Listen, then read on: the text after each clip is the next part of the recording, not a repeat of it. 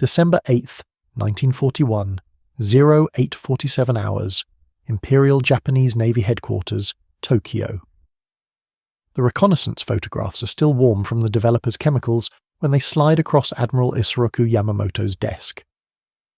His staff officers crowd behind him, their faces flushed with triumph, waiting for their commander to join the celebration echoing through the halls. Outside, Japan has just executed the most audacious naval attack in modern warfare.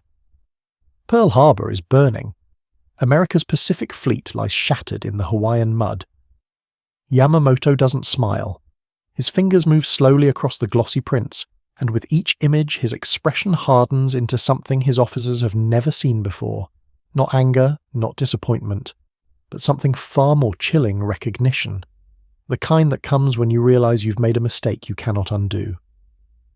The photographs tell a story his jubilant staff cannot yet read. Yes, the battleships are there. Arizona, Oklahoma, West Virginia, capsized, burning, broken. The harbor's water is black with oil. Bodies float among the wreckage. By any tactical measure, it's a devastating blow. But Yamamoto's eyes aren't on the sunken ships. They're on what isn't burning. The massive fuel storage tanks on the hill overlooking the harbor stand pristine and untouched. 6 million barrels of oil that could have crippled America's Pacific operations for years. The repair facilities, the dry docks, the submarine base, the workshops, all intact. And most damning of all, the carrier moorings sit empty.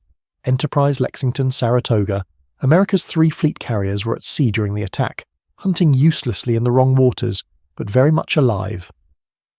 One of his senior officers, Commander Gender, the tactical genius who helped plan the attack, leans forward, his voice bright with victory. "Sir, we have dealt them a blow they will not recover from for years. The American battleship fleet is obsolete," Yamamoto interrupts quietly, still staring at the photographs. "We have sunk obsolete ships. We have left them everything that matters." The room goes silent. Yamamoto was the only senior officer in the Imperial Navy who had lived in America, studied at Harvard, served as a naval attaché in Washington. He had walked through the steel mills of Pittsburgh, watched the assembly lines of Detroit, stood on the docks of San Francisco as cargo ships came and went in an endless industrial heartbeat. His colleagues saw Americans as soft, distracted, divided. Yamamoto had seen something his fellow officers refused to believe: the sleeping colossus of American industrial might. And now, holding these photographs, he knows with absolute certainty what he has done. He's woken it up. His staff still doesn't understand. They see the twisted metal, the smoke, the chaos. They see tactical victory. Yamamoto sees strategic catastrophe. Every undamaged fuel tank represents months of operational capacity America retains. Every intact dry dock means ships will be raised, repaired, and returned to service faster than Tokyo projects.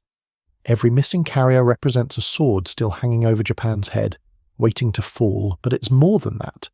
It's something his officers, drunk on their own success, cannot grasp yet. It's December 8th, 1941, and Japan has just guaranteed that America will enter World War II with absolute unified fury. The isolationists in Congress, the peace protesters, the Americans who wanted nothing to do with another foreign war, all of that evaporated yesterday morning in the fires of Pearl Harbor, Japan, needed to knock America out of the war before it began. Instead, they've just handed President Roosevelt exactly what he needed: a reason for every factory, every shipyard, every farm and mine in the American industrial heartland to turn toward war production. Yamamoto sets down the photographs and looks at his officers. What he says next will haunt Japanese military archives for generations. "I fear all we have done is to awaken a sleeping giant and fill him with a terrible resolve." The celebration outside continues. Ship's bells ring. Sake flows in the officers' quarters. Across Tokyo, citizens cheer in the streets, waving flags, celebrating Japan's incredible victory. But in this room, surrounded by photographs of burning ships and untouched infrastructure, one man can already see the endgame. He gives Japan 6 months, perhaps a year if they're lucky. The clock has already started counting down. December 1941, Yamamoto's private quarters, Nagato flagship. The other admirals don't understand why Yamamoto opposed the war from the beginning. They whisper about it in the wardrooms, wonder if America somehow corrupted him during his years abroad. If he's lost his fighting spirit, some of the more militant officers quietly question his loyalty. They don't know what he knows. In 1919, as a young officer, Yamamoto lost 2 fingers on his left hand at the Battle of Tsushima. While recovering, he became obsessed with a single question. What wins wars? Not battles, wars. He studied Napoleon's campaigns, the American Civil War, the Great War's industrial slaughter, and he arrived at a conclusion that terrified him.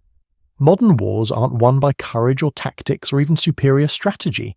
They're won by manufacturing capacity, by the side that can produce more steel, more oil, more bullets, more ships, more planes, by the nation that can absorb catastrophic losses and simply build more.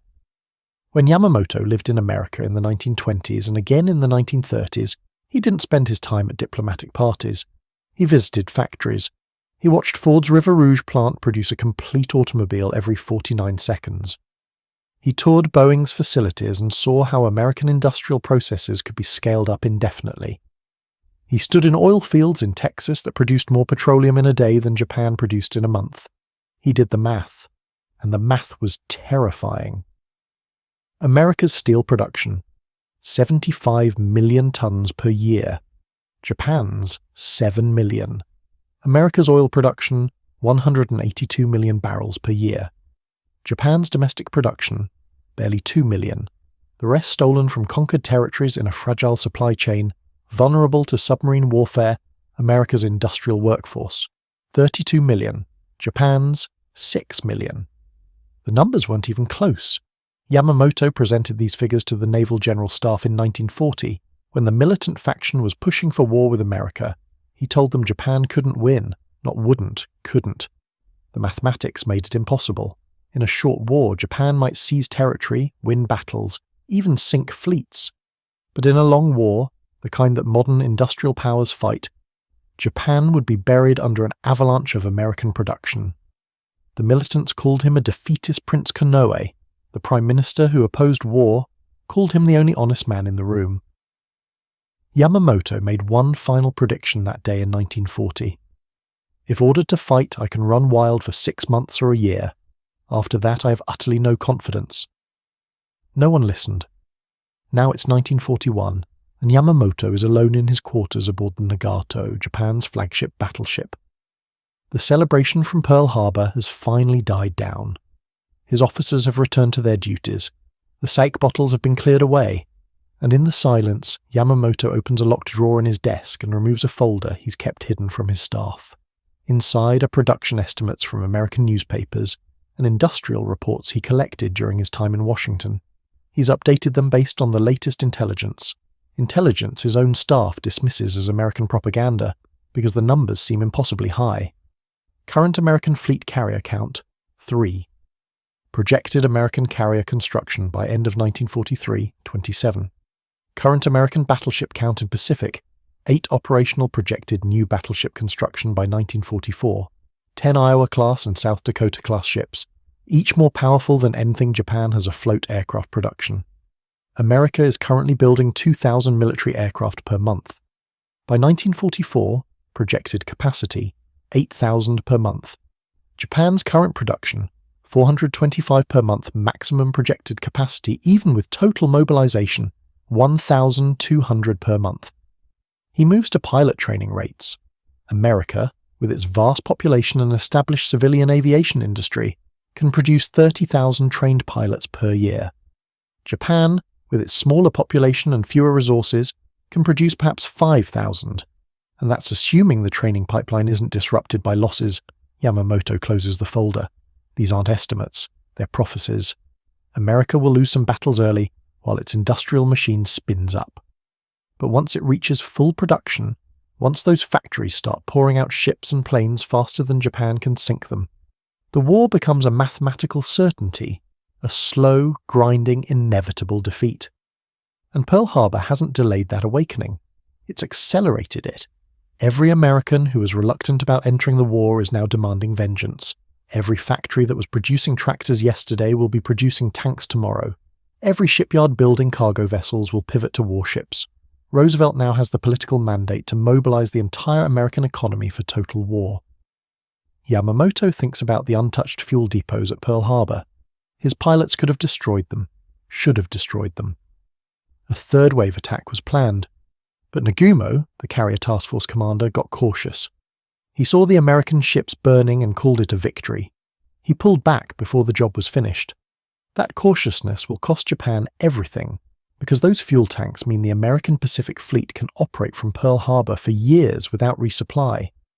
Those intact repair facilities mean battleships like California and West Virginia, currently resting on the harbour bottom, will be raised, modernised and returned to service with upgraded anti-aircraft systems and fire control.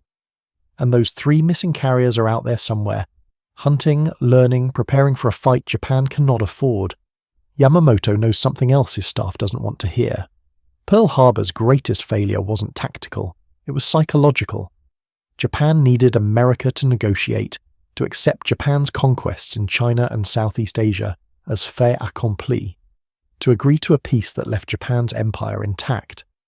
The entire strategic theory behind Pearl Harbor was that a devastating blow would break American will, force them to the negotiating table. Instead, they've done the opposite. They've unified America's will, made the war personal, given them a date, December 7th, that will ring through American culture like a bell, calling them to vengeance every time war production slows or sacrifice seems too hard. Yamamoto has read American history. He knows what happens when Americans decide something is personal. They're patient, they're thorough, and they don't stop until the job is absolutely finished. Outside, the Nagato's engines thrum. The fleet is preparing for the next phase, the drive south into the Dutch East Indies, the conquest of the Philippines, the expansion of Japan's defensive perimeter. Quick victories, minimal losses, maximum territory. The 6-month rampage Yamamoto predicted. He knows it will all be brilliant. Japan will win every battle, seize every objective, establish a vast Pacific empire. And then America's factories will start delivering. And then Japan will learn what it means to fight a nation that can absorb any loss and build 3 replacements. Yamamoto returns the folder to its drawer and locks it. Some truths are too dangerous to share. His officers need to believe they can win, even if their admiral knows better. The clock is ticking, 5 months remain. January through June, 1942. The Pacific Theatre. Yamamoto's prediction unfolds exactly as he knew it would. Brilliantly, terrifyingly, and on borrowed time the Japanese military machine rolls across the Pacific like a tsunami. Wake Island falls in December. Hong Kong surrenders on Christmas Day. Manila falls in January. Singapore, the supposedly impregnable British fortress, surrenders in February with 80,000 troops, the largest capitulation in British military history. The Dutch East Indies collapse in March, delivering their precious oil fields into Japanese hands. Burma falls in May. In 6 months, Japan seizes an empire larger than Nazi Germany's at its peak, an area covering roughly 1/7 of the Earth's surface, stretching from the borders of India to the middle of the Pacific, from the Aleutian Islands to the edge of Australia. They do it with minimal losses, maximum speed, and tactical perfection. Yamamoto's staff is ecstatic. They were right, and their cautious admiral was wrong. Japan is unstoppable. The sleeping giant is still asleep, reeling from blow after blow. But Yamamoto is tracking different numbers. In January, American industrial production shifts into war mode. Car manufacturers stop making automobiles. Ford's massive River Rouge complex, the same one Yamamoto toured in 1930, begins producing B-24 Liberator bombers General Motors converts to tank production. The entire American industrial economy pivots toward a single purpose. In February, Roosevelt signs Executive Order 9024, creating the War Production Board with unprecedented authority over American industry. Every factory, every mill, every resource becomes a weapon. The giant Yamamoto awakened isn't just angry, it's organizing. In March, the first new American ships start launching. Not the massive carriers that will define the later war, but destroyer escorts, submarines, patrol craft. The assembly lines are finding their rhythm. Learning how to build ships in sections, weld them together, launch them in weeks instead of months. Yamamoto receives intelligence reports his staff dismisses as absurd. American shipyards are supposedly building Liberty cargo ships, 10,000-ton vessels, in an average of 42 days. Some yards are getting it down to 30 days. The Richmond shipyard in California launches a complete Liberty ship, from keel laying to sea trials, in 4 days and 15 hours as a demonstration. His officers laugh at this. It's impossible. It takes Japan 6 months to build a cargo ship. The Americans must be inflating their numbers for propaganda. Yamamoto doesn't laugh. He remembers Ford's assembly lines. He knows what American industrial engineering can do when it focuses on mass production. But there's a more immediate problem brewing. His 6-month window is closing, and Japan hasn't achieved its strategic objective. America hasn't negotiated, they haven't sued for peace. They haven't even slowed down. Instead, they're getting angry. In April, Lieutenant Colonel James Doolittle leads 16 B-25 bombers off the carrier Hornet, a feat everyone said was impossible, medium bombers flying from a carrier deck, and bombs Tokyo. The physical damage is negligible. The psychological impact is catastrophic.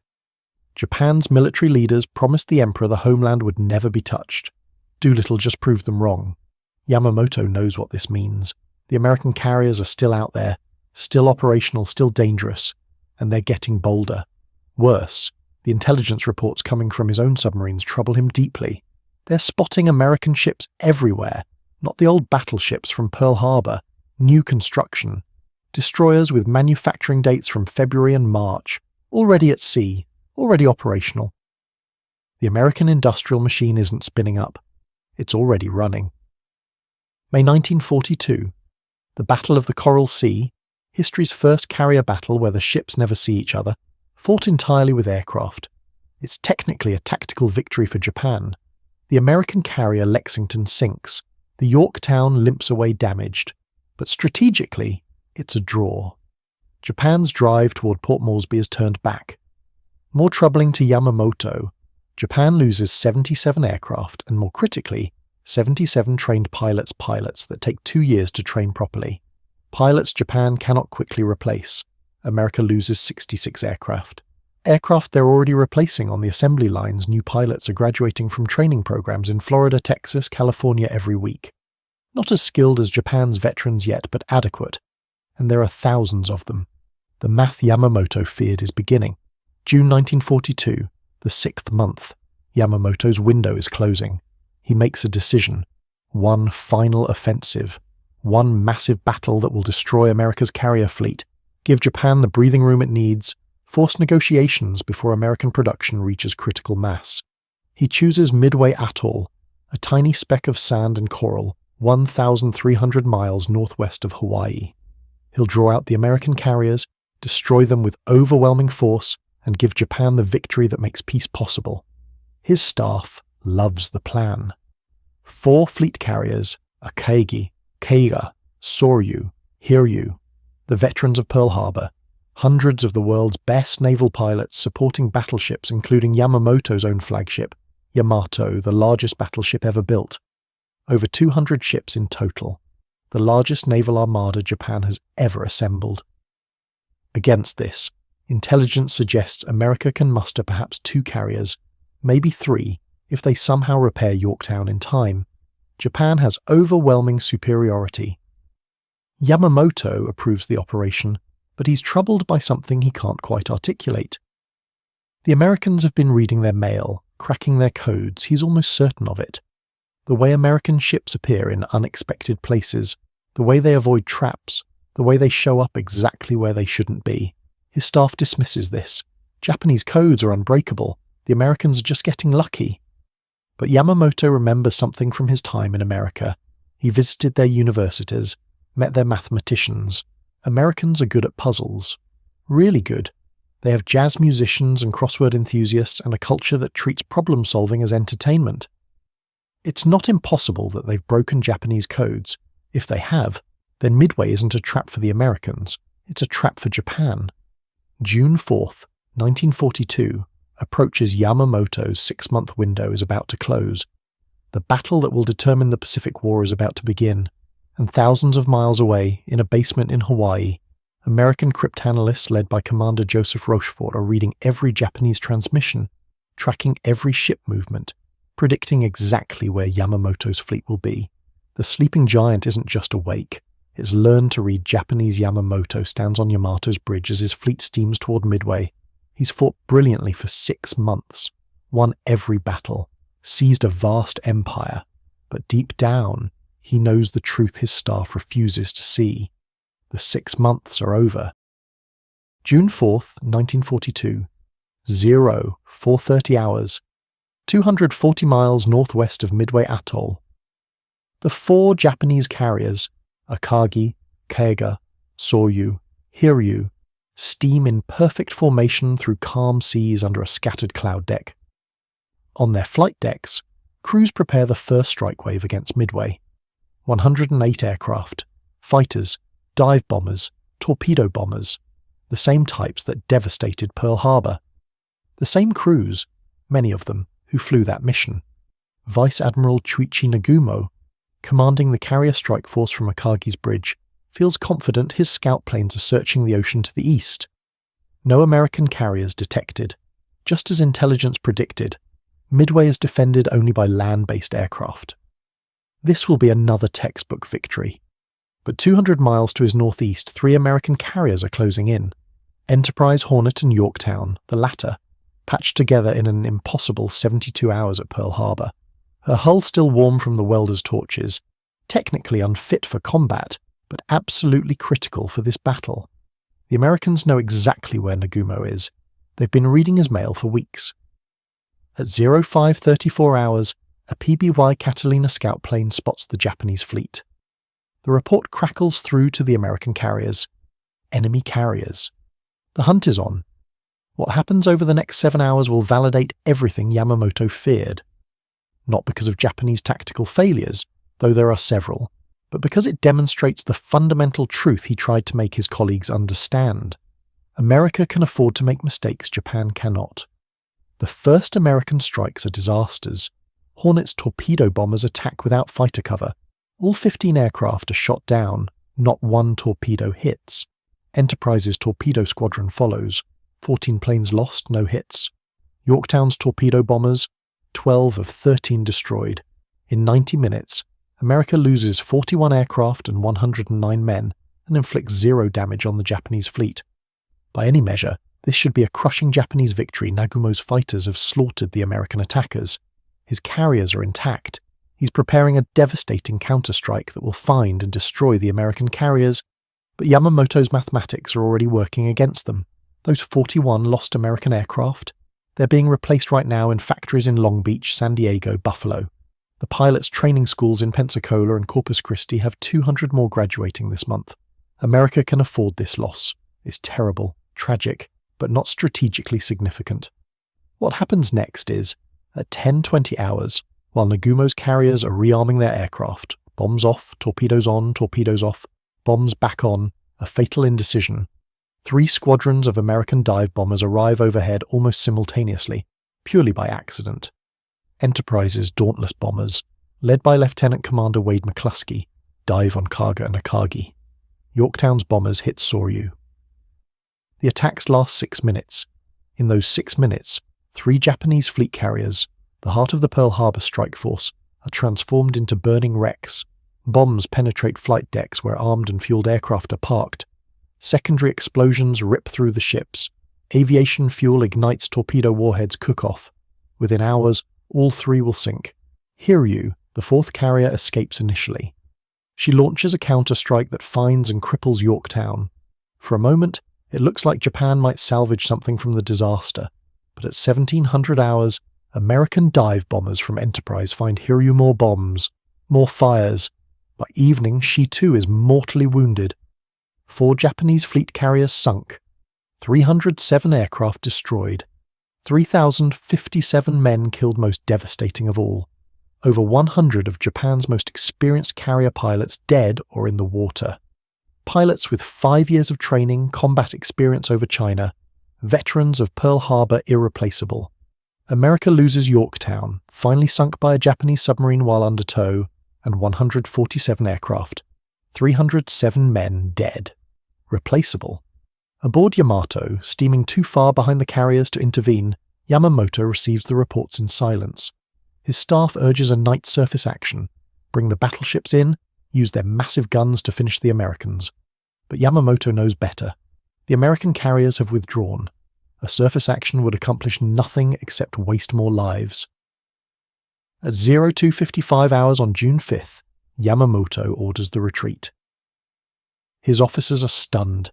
They still have overwhelming surface forces. Yamato alone outguns anything America has in the Pacific. They can still win a battle. But Yamamoto isn't thinking about battles anymore. He's thinking about the war, and he's just watched his 6-month prophecy come true exactly as he predicted. The rampage is over. After Midway, Japan doesn't lose every battle. They fight with desperate courage at Guadalcanal, hold islands tenaciously, inflict terrible casualties, but they never regain strategic initiative. They never expand their empire further. They never threaten Hawaii or the west coast or Australia's northern approaches again. From June 1942 onward, Japan is reacting, defending, retreating, and America's industrial machine is just getting started. By the end of 1942, America is producing 4,000 aircraft per month. Japan, 700.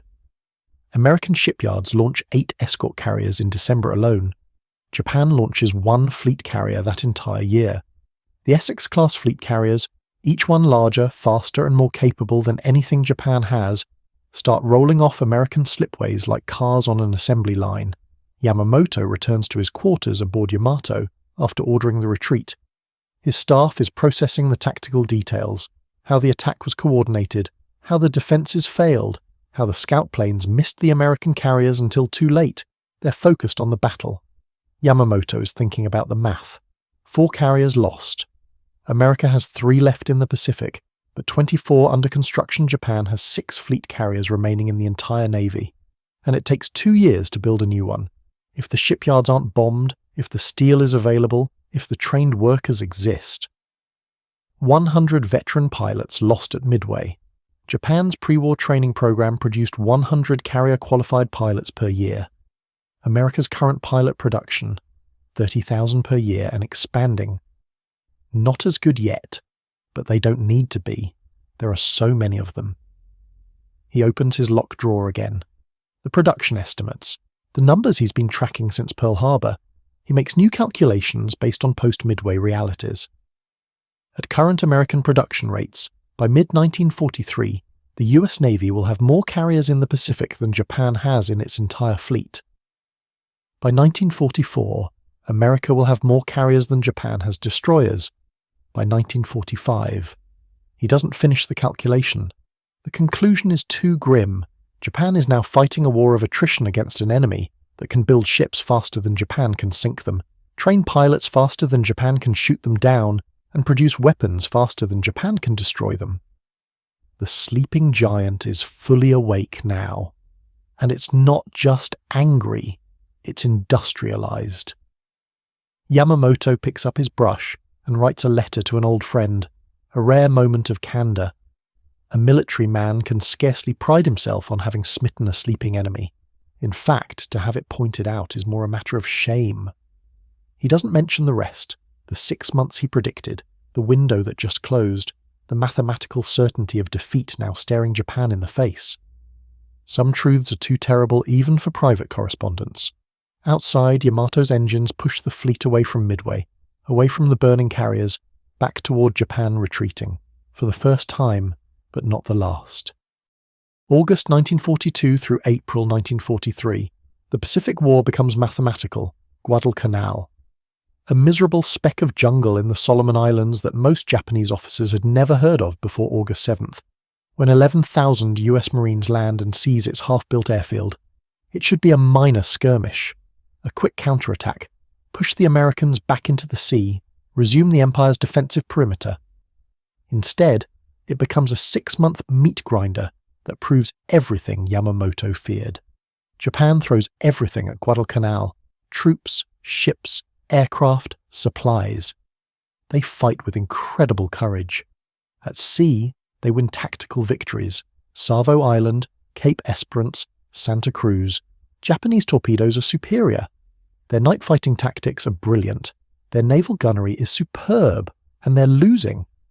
Because every ship Japan sinks gets replaced, every aircraft shot down has 3 more behind it, every Marine killed is replaced by 2 more. American logistics ships arrive in endless convoys, supply dumps grow larger, the airfield, Henderson Field, keeps operating no matter how many times Japanese battleships shell it. Yamamoto watches the casualty reports with growing horror, not because of the numbers.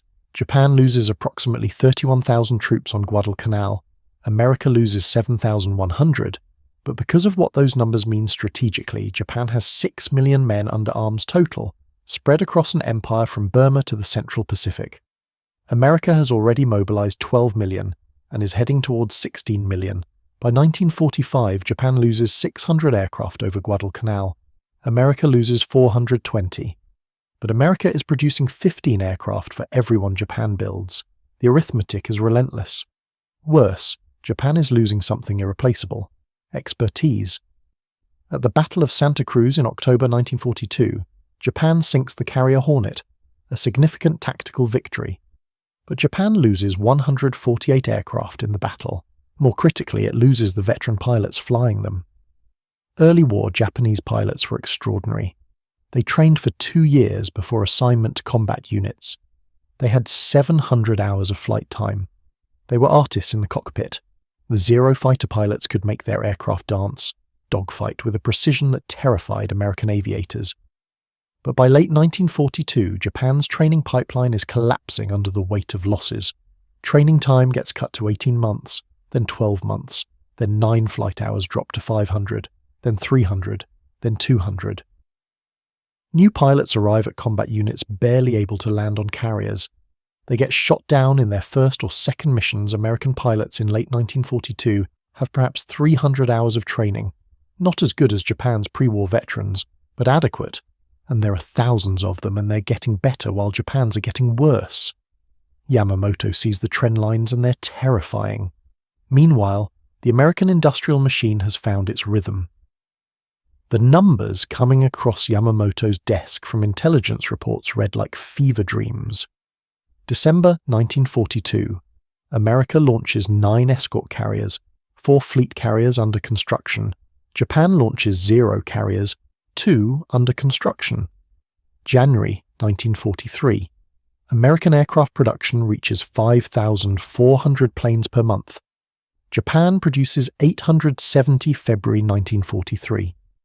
The US Navy takes delivery of 18 destroyers in a single month. Japan launches 3 for the entire quarter.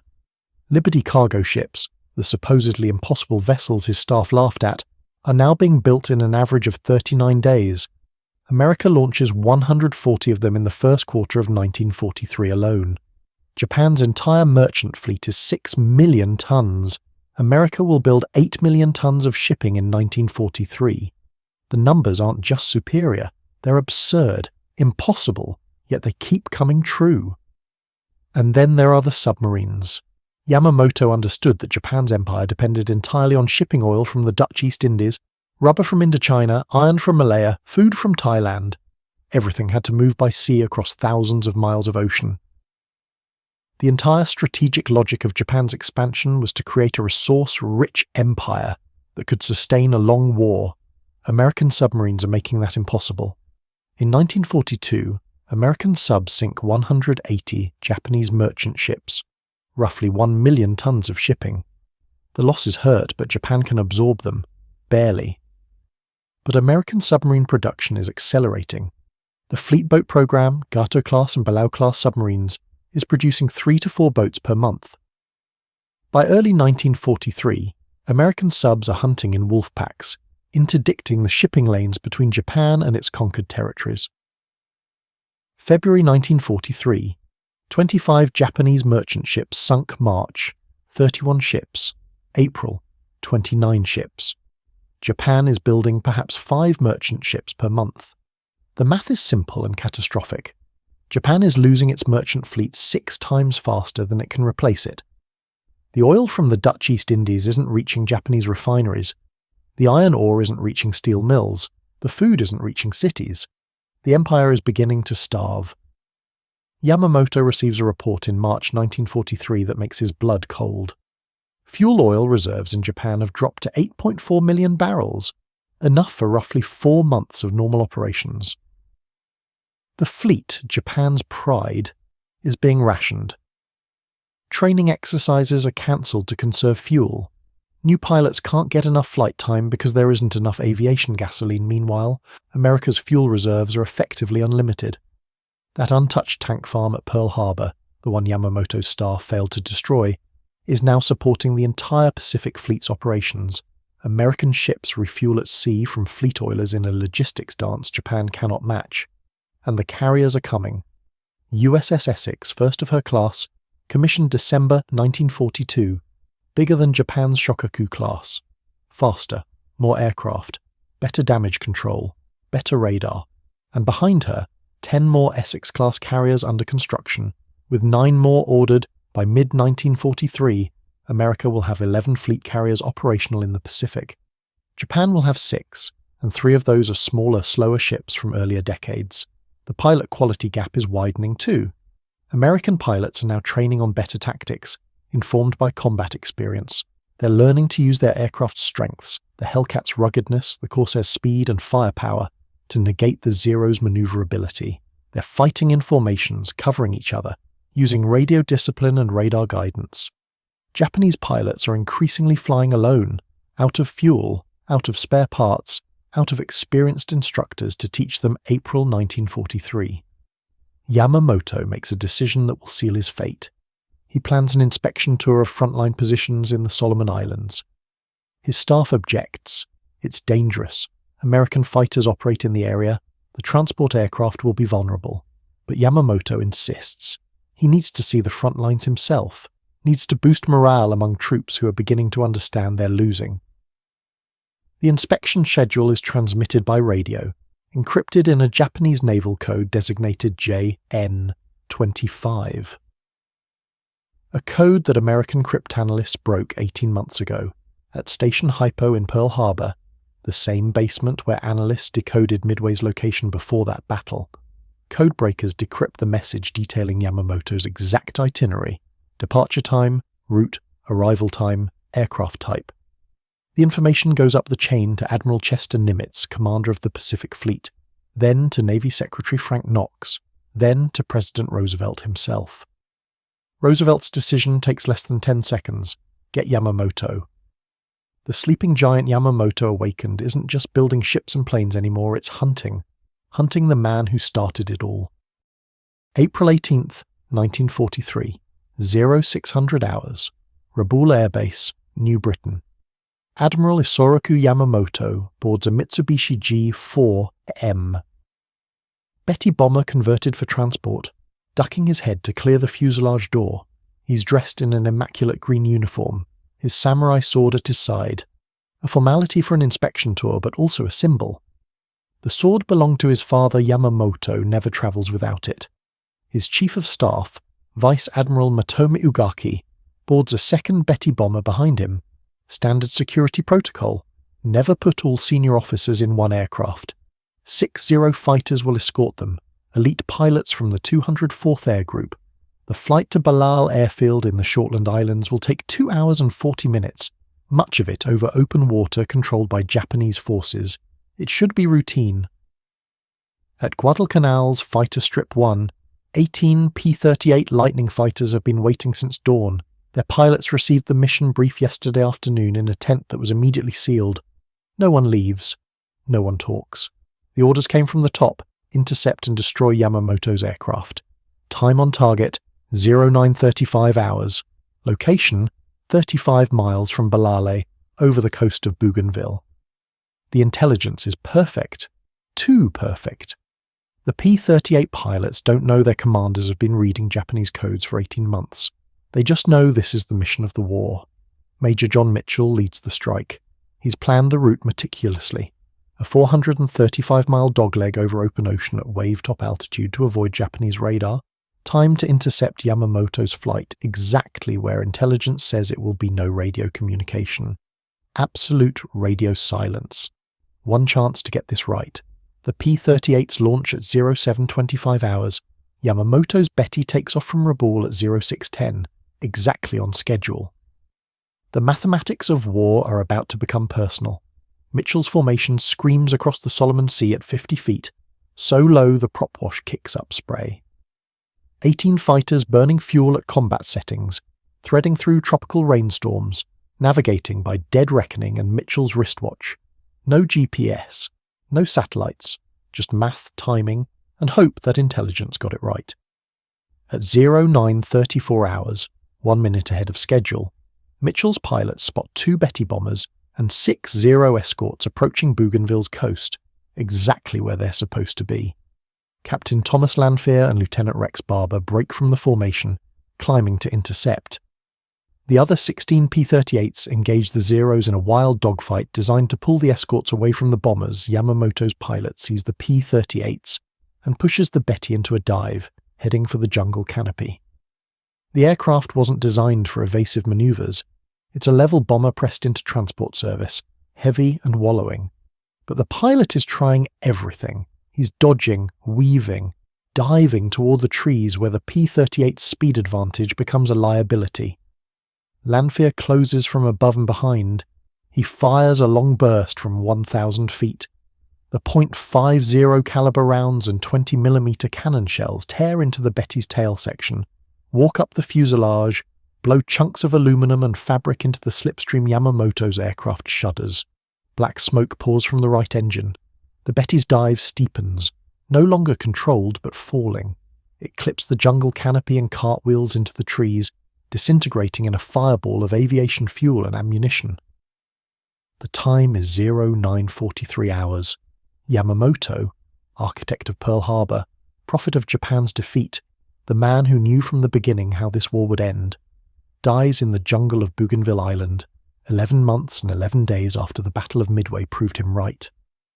His body is found the next day by Japanese search teams, still strapped in his seat, thrown clear of the wreckage. His white-gloved hand clutches his samurai sword. The sword survived. Yamamoto didn't. He took 2 bullets, one through his left shoulder that exited through his chest, one through his jaw. Either wound would have been fatal. He likely died instantly. Vice Admiral Ogaki's Betty crash lands in the water. He survives, pulled from the wreckage by Japanese float planes. He'll live to see the war's end, to witness everything Yamamoto predicted come true. Japan keeps Yamamoto's death secret for 5 weeks. When they finally announce it on May 21st, the entire nation goes into mourning. Yamamoto was Japan's most celebrated military leader, the man who struck the blow at Pearl Harbor, the hero who expanded the empire. They never knew he opposed the war from the start. They never knew he predicted defeat within a year. They never knew he died knowing he was right. American intelligence immediately understands they have a problem.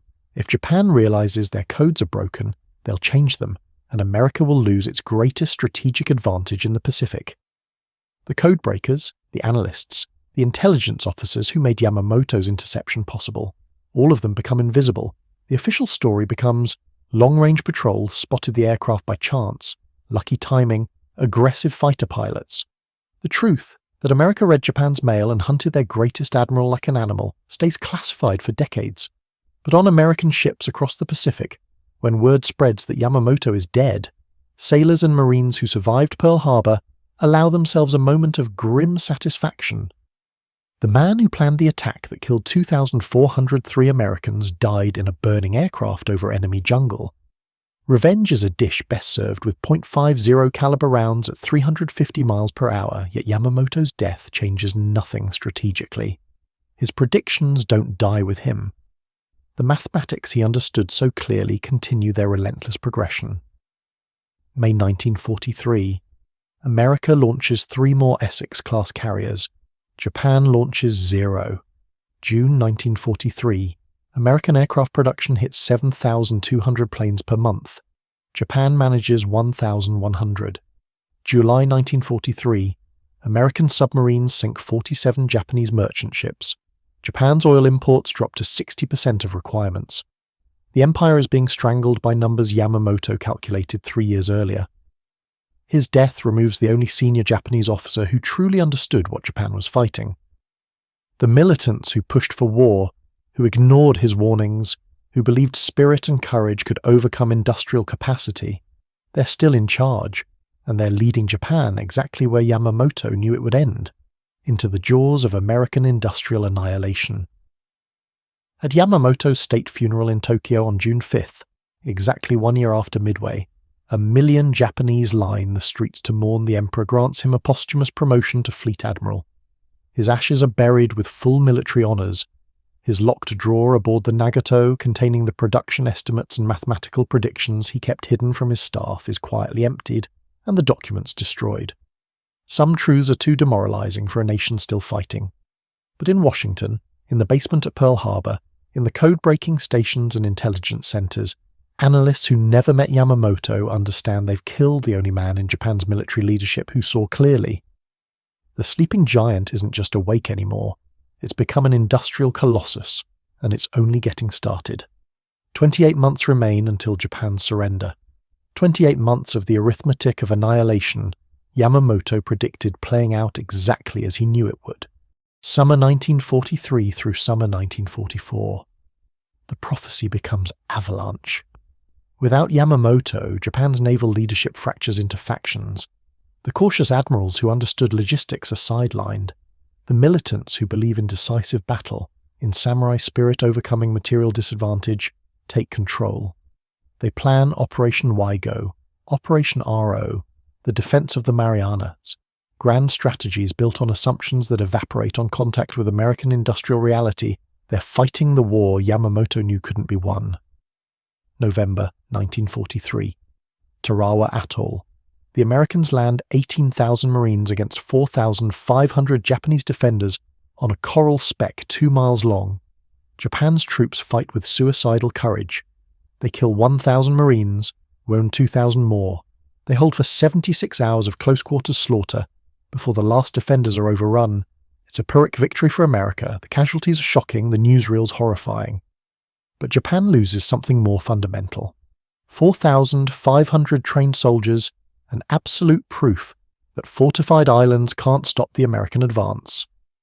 The lesson learned isn't dig deeper, it's bring more ships, more planes, more bombs. The arithmetic adjusts, the machine adapts. Japan can't adapt. Every loss is permanent. By December 1943, the numbers Yamamoto predicted have manifested into steel reality. American carrier strength in the Pacific. 11 fleet carriers, 9 light carriers, 24 escort carriers. Japan, 6 fleet carriers, 4 light carriers. But raw numbers don't capture the qualitative gap. The new Essex-class carriers displace 27,000 tons, carry 90 aircraft, steam at 33 knots, and feature damage control systems that can handle multiple torpedo hits. Japan's newest carrier, Taiho, displaces 29,000 tons. But Japan will only build one. America is building 2 Essex-class carriers per month. The pilots flying from those carriers aren't the green recruits of 1942 anymore. They're experienced now, blooded in combat over Guadalcanal, hardened at Tarawa. They fly Hellcats, rugged, powerful fighters that can absorb punishment and still fight. The F-6F Hellcat has a kill ratio of 19-1 against Japanese aircraft. 19 Japanese planes destroyed for every Hellcat lost. The Zero, the deadly fighter that dominated the Pacific in 1941, is obsolete. It's still maneuverable, still dangerous in the hands of an expert pilot, but there are almost no expert pilots left. The veterans died over Midway, Guadalcanal, Rabaul. The replacements arrive at combat units with 200 hours of flight time and last an average of 3 missions. Japan's pilot training program has collapsed under the weight of fuel shortages, experienced instructor losses, and the relentless arithmetic of attrition. America's training schools are graduating 30,000 pilots per year now. Pilots who will fly in air groups so large they blacken the sky. January 1944, Operation Flintlock. The Americans invade the Marshall Islands with 44 warships, 300 landing craft, and 41,000 troops. Japan's defenders fight to the last man. All 8,000 die. American casualties, 372 dead. The ratio is devastating. Japan is trading lives at a rate it cannot sustain. The home islands have a population of 72 million. America has 140 million, plus access to manpower from Britain, Australia, New Zealand, and eventually European forces once Germany falls. February 1944, Operation Hailstone. American carrier aircraft strike Truk Lagoon, Japan's Gibraltar of the Pacific, a massive anchorage thought to be impregnable. In 2 days of attacks, American pilots sink 12 warships, 32 merchant vessels, and destroy 270 aircraft. American losses: 25 aircraft. Truk becomes a graveyard. Battleships, cruisers, destroyers, tankers, all sent to the bottom. The harbour is so choked with wrecks it becomes unusable. Japan abandons it. The impregnable fortress falls without a single American soldier setting foot on it. American carrier doctrine has evolved into something terrifying. Fast carrier task forces that appear anywhere in the Pacific within 72 hours strike with overwhelming power and vanish before Japan can respond. Task Force 58, America's main carrier striking force, operates with 9 to 15 carriers simultaneously, supported by battleships, cruisers, destroyers, and a logistics train that can keep the fleet at sea for months. Japan has nothing comparable. Japan cannot create anything comparable. The industrial capacity, the trained crews, the logistics systems, none of it exists. By spring 1944, American submarines have pushed Japan into catastrophe. Monthly merchant ship losses exceed 200,000 tons. Japan's oil imports have dropped to 40% of requirements. The fleet trains in home waters because there isn't enough fuel to send ships to forward bases. Aircraft sit grounded because aviation gasoline is rationed. Factories operate at partial capacity because raw materials aren't arriving. The empire Yamamoto knew couldn't be sustained is withering from within June 1944. The invasion of Saipan. The Americans land 71,000 troops on an island 1,300 miles from Tokyo. If Saipan falls, B-29 Superfortress bombers can reach the Japanese home islands. The entire defensive perimeter collapses. Japan's navy responds with Operation Eigo, the decisive battle they've been planning since Midway. Vice Admiral Jisaburo Ozawa commands 9 carriers with 430 aircraft. Against him, Task Force 58, commanded by Admiral Mark Mitcher. 15 American carriers, 956 aircraft. Yamamoto would have looked at those numbers and withdrawn. Ozawa orders the attack, June 19th to 20th, 1944.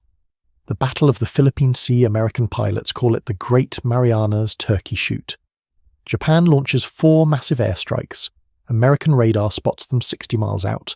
Hellcats intercept them 40 miles from the fleet. The slaughter is mechanical. Japanese formations dissolve under coordinated fighter attacks. The few aircraft that reach the American fleet encounter a wall of anti-aircraft fire from ships equipped with radar-guided guns and proximity-fused shells. First strike, 69 Japanese aircraft lost. 8 reach the American fleet, 0 hits. Second strike, 97 aircraft lost. Fewer than 30 reach the fleet. 1 bomb hits the battleship South Dakota, causing minor damage. Third strike, 47 aircraft lost. 7 reach the fleet, no hits. Fourth strike, 73 aircraft lost. 9 reach the fleet, no hits. In 1 day of combat, Japan loses 330 aircraft and hundreds of irreplaceable pilots. American losses: 29 aircraft, mostly to accidents or fuel exhaustion. But the Turkey Shoot isn't even the worst of it. American submarines prowling near Ozawa's fleet sink 2 fleet carriers, Shikaku and Taiho, with torpedo spreads. Shikaku, veteran of Pearl Harbor, sinks with 1,200 men. Taiho, Japan's newest and most advanced carrier, explodes from a single torpedo hit when poor damage control allows aviation fuel vapors to build up. She takes 1,650 men down with her. On June 20th, American carrier aircraft hunt down the retreating Japanese fleet and sink another carrier, Hyo, plus damage 2 more. In 2 days, Japan loses 3 fleet carriers, 395 aircraft, and approximately 445 pilots. It's Midway again, but worse. Because in 1944, Japan has no reserves left. No veteran pilots in training pipeline. No carriers under construction that can replace the losses. No industrial capacity to rebuild the air groups. The mathematics Yamamoto predicted have reached their logical conclusion. America can lose ships, aircraft, and pilots, and replace them within months. Japan cannot replace anything. Every loss is a step closer to the abyss. July 1944. Saipan falls. 30,000 Japanese troops die, many in suicidal banzai charges. When the island is lost, hundreds of Japanese civilians jump from cliffs rather than surrender, convinced by their government that Americans will torture and kill them. American casualties: 3,426 dead, 10,364 wounded. Grievous, painful, but acceptable in the arithmetic of total war. And now B-29s can reach Tokyo. Yamamoto has been dead for 14 months. His predictions have been proven accurate for 26 months since Midway. And there's still a year of war remaining, a year of atomic fire and Soviet invasion, and final desperate kamikaze attacks. But the outcome was determined long ago, in a locked drawer aboard the Nagato, in production estimates Yamamoto calculated in 1940. In the 6 months he knew Japan had before American industry reached critical mass. The sleeping giant is fully awake now, and it's not sleeping ever again.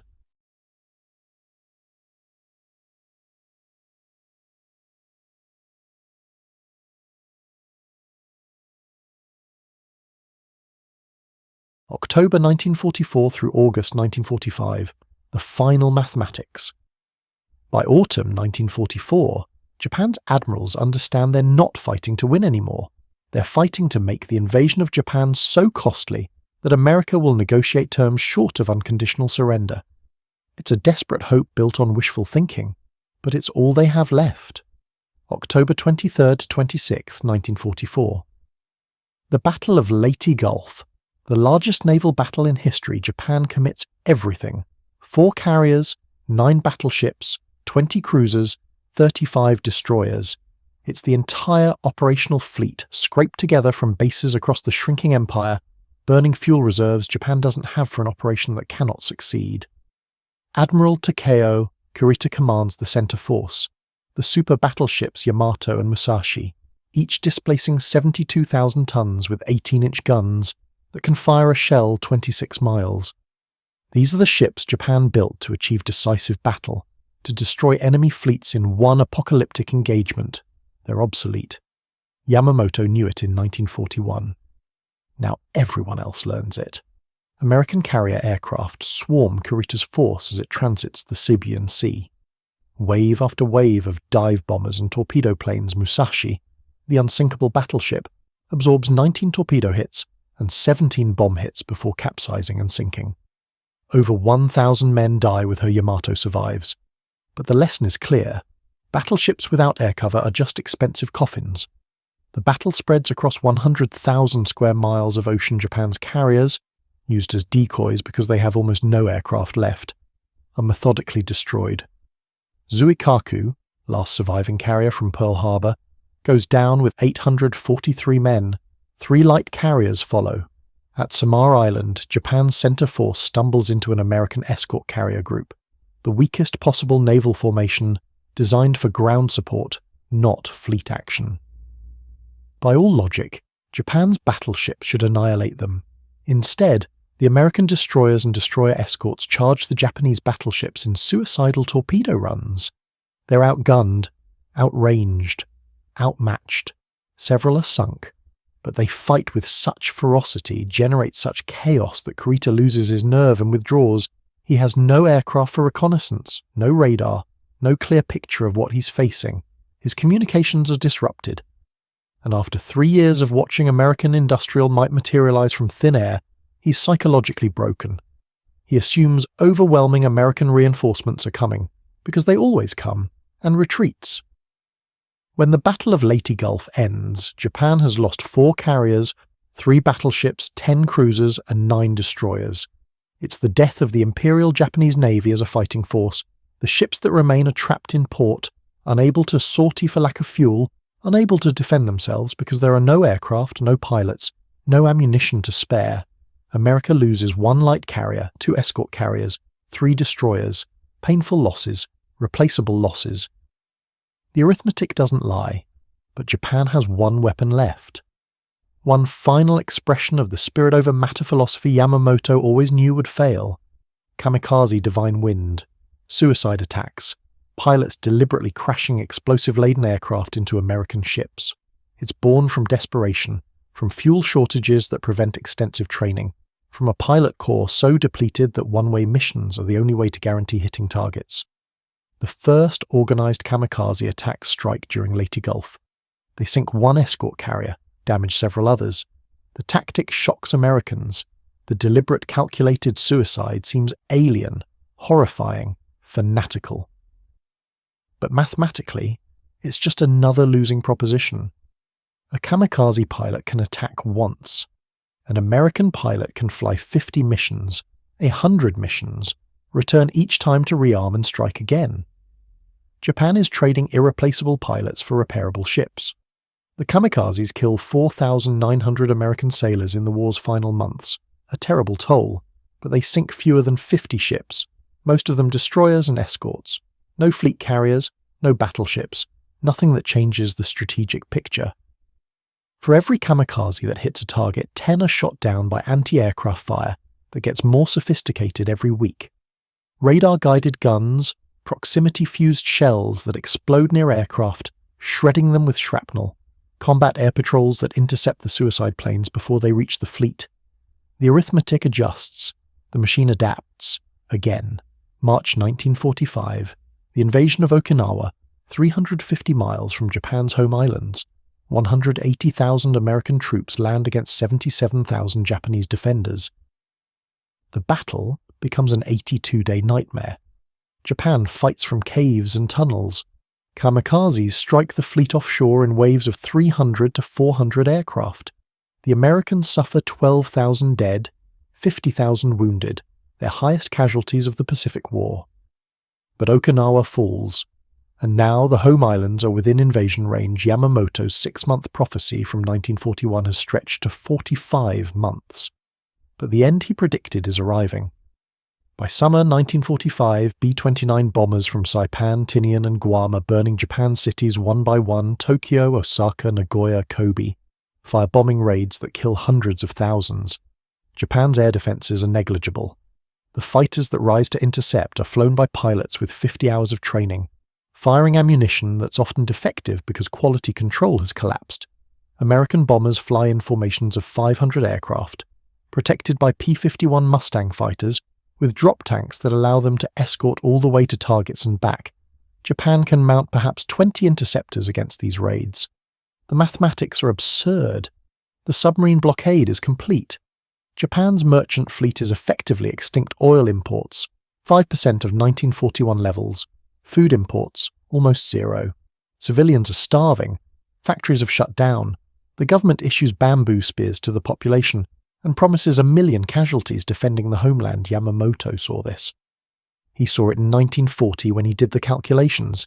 He saw it at Pearl Harbor when the fuel tanks weren't destroyed. He saw it at Midway when 4 carriers burned. He lived long enough to see the first year of his prediction come true. He didn't live to see the end. Maybe that was mercy. August 6th, 1945, 08:15 hours, Hiroshima. The B-29 Enola Gay releases a single bomb, a uranium-235 fission weapon nicknamed Little Boy. It detonates at 1,900 feet with a yield of 15 kilotons. 70,000 people die instantly. Another 70,000 will die from radiation and injuries over the following months.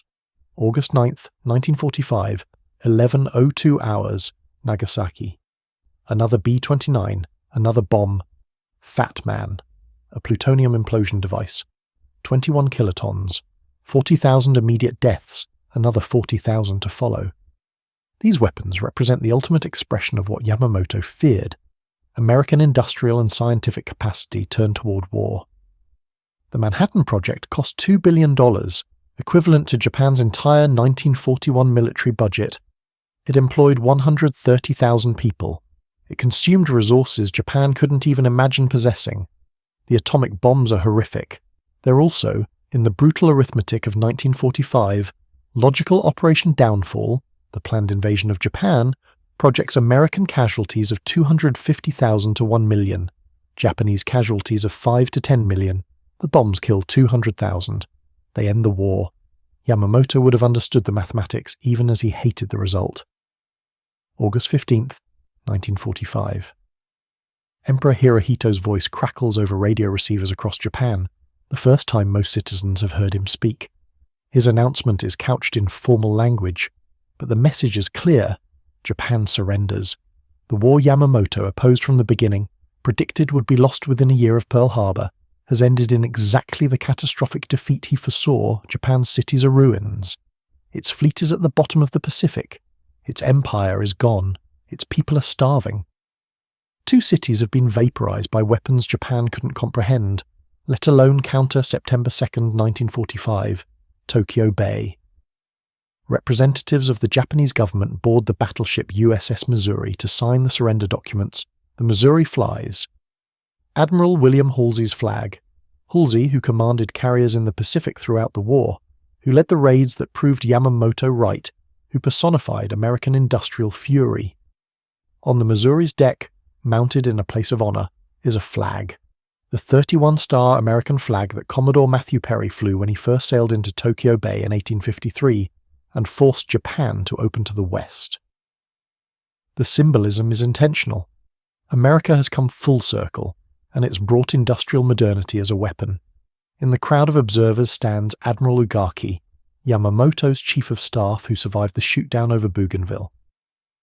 He watches the ceremony in silence, remembering the locked drawer aboard the Nagato, the production estimates his admiral tracked obsessively, the prophecies that came true Yamamoto knew. He knew from the beginning. He calculated the mathematics in 1940, watched them unfold at Pearl Harbor in 1941, saw them confirmed at Midway in 1942, and died in 1943 knowing he was right but unable to stop it. The sleeping giant didn't just wake up. It became an industrial colossus that fought a 2-ocean war simultaneously, produced 300,000 aircraft, built 1,200 warships, manufactured atomic weapons, and still had productive capacity to spare Japan-built courage, spirit, and the world's best pilots in 1941. America built more, of everything, always more. That was the arithmetic Yamamoto understood, and the arithmetic that killed him, killed his navy, killed his nation's dream of empire. The numbers never lied. 1946 through present day. What Yamamoto knew echoes through history. In the immediate aftermath of surrender, American occupation forces comb through Japan's military archives. They find operational logs, battle reports, strategy documents, the usual detritus of a defeated military. But in one file marked with Yamamoto's personal seal, they discover something unexpected. Economic Reports production estimates. Statistical analyses of American industrial capacity dating back to 1925. The analysts who translate these documents realize they're looking at prophecy Yamamoto had calculated, with eerie precision, exactly how the war would unfold. His projections for American carrier production are accurate to within 3 ships. His estimates for aircraft manufacturing missed the actual numbers by less than 8%.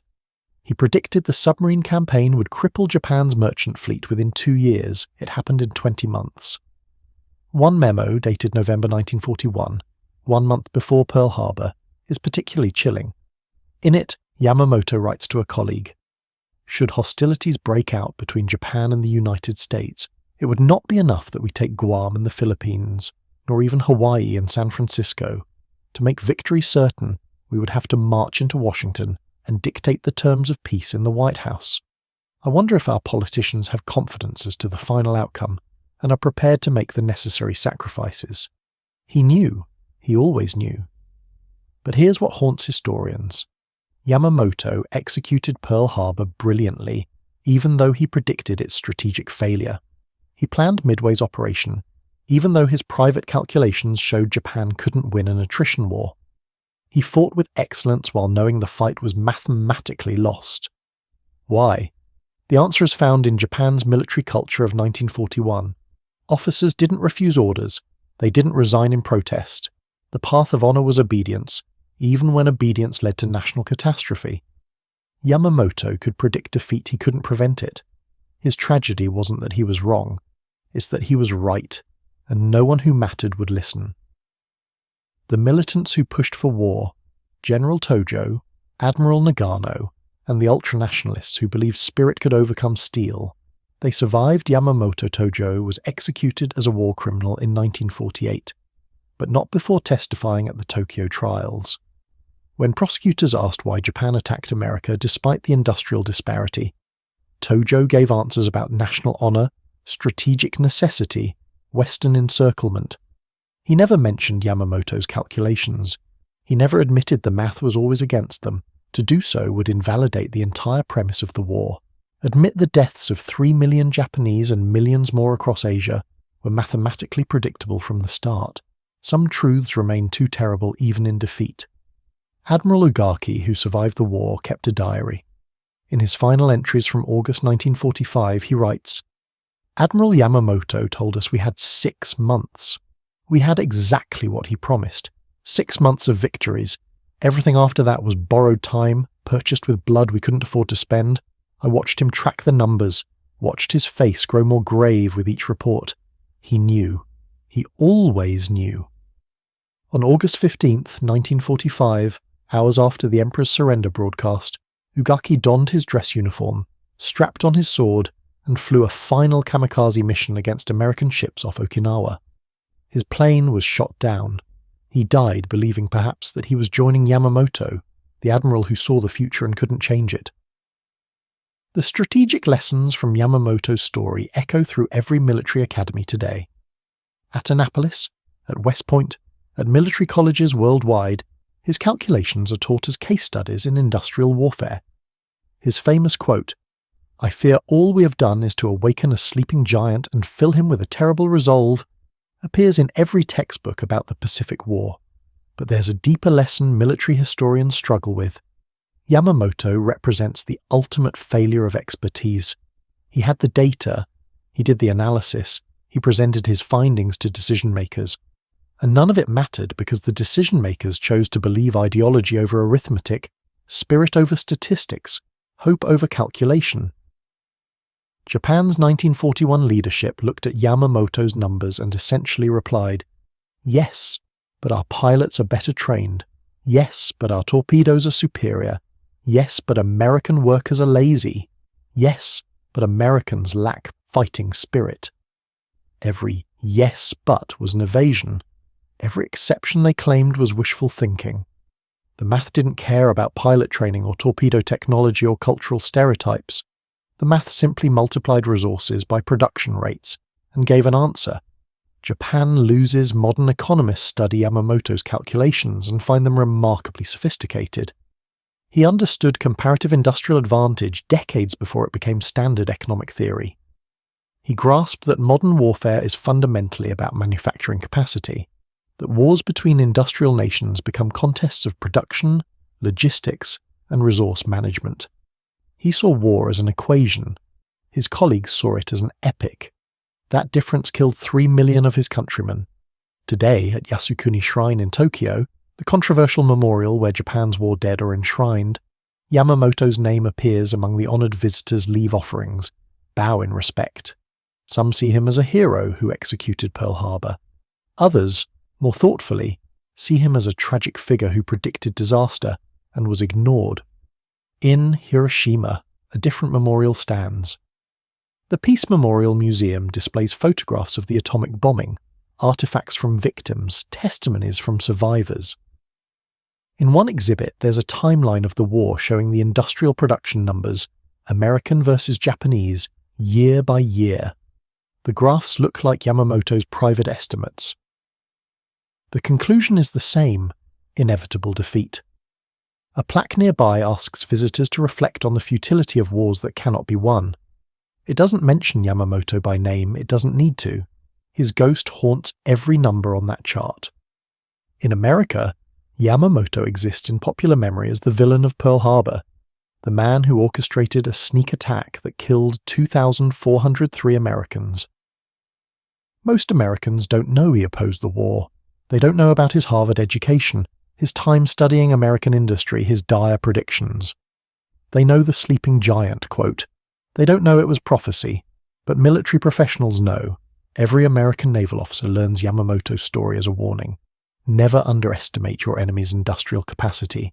Never assume courage compensates for production. Never let ideology override statistical analysis. At Pearl Harbor today, tourists visit the USS Arizona Memorial, where 1,177 sailors remain entombed in the sunken battleship.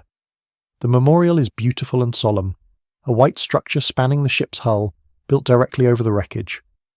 What tourists don't usually notice, just up the hill, clearly visible from the memorial, are the massive fuel storage tanks Yamamoto's reconnaissance photos captured in 1941. The tanks he knew Japan should have destroyed. The tanks that still stand, silent testimony to the tactical mistake that guaranteed strategic defeat. Those tanks represent everything Yamamoto feared. The mission incomplete, the job half-finished, the failure to achieve the only objective that mattered. They're still there, modernized, repurposed, but fundamentally the same structures. A physical reminder that wars aren't won by spectacular strikes against obsolete targets. They're won by the side that can sustain operations. Yamamoto's final resting place is at Tama Cemetery in Tokyo. His grave is simple, marked with his name, rank, and dates. There's no mention of Pearl Harbor, no reference to his prophecies. Just a stone marker for an admiral who served his country faithfully and foresaw its defeat with terrible clarity. Visitors sometimes leave offerings, sake, flowers, incense. Some, particularly older Japanese who lived through the war, stand in silence, perhaps wondering what might have happened if anyone had listened to him in 1940, if Japan's leaders had looked at his calculations and chosen diplomacy over conquest. It's a useless speculation. History doesn't offer alternative endings, but Yamamoto's legacy isn't just about the war he predicted and couldn't prevent. It's about the eternal tension between expertise and authority, between data and ideology, between what the numbers say and what people want to believe. He calculated the future. He predicted the outcome. He fought brilliantly while knowing the fight was lost. And in the end, the sleeping giant he awakened became exactly what he feared. An industrial colossus that could afford to lose battles because it would inevitably win the war of production. The arithmetic never lied. It still doesn't.